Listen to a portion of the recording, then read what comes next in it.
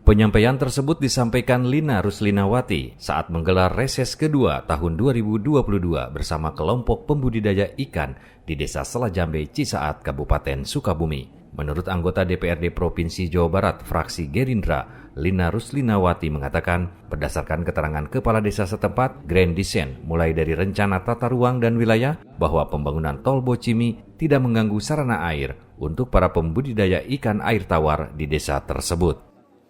Bagaimana RT RW-nya gitu kan ke depan Grand Design dari tol sini, ternyata kata Pak Kades bahwa pembangunan tol itu tidak mengganggu dari sarana air untuk budidaya ikan di sini. Pak Kades bilang sih tadi dari Grand Design-nya itu tidak mengganggu itu sumber air seperti itu.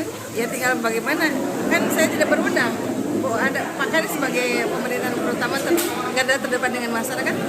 Masyarakatnya adalah beliau pemimpinnya, beliau mengucapkan statement seperti itu kan nggak mungkin asal-asalan, pasti by data kan. Lina berkeyakinan apa yang disampaikan kepala desa mengenai RT-RT pembangunan tol Bocimi benar adanya karena telah sesuai dengan data yang ada. Selain itu, para pembudidaya ikan juga telah diberikan berbagai program untuk perkembangan usahanya. Dari Kabupaten Sukabumi, Ujang Heriaman melaporkan untuk Dinamika.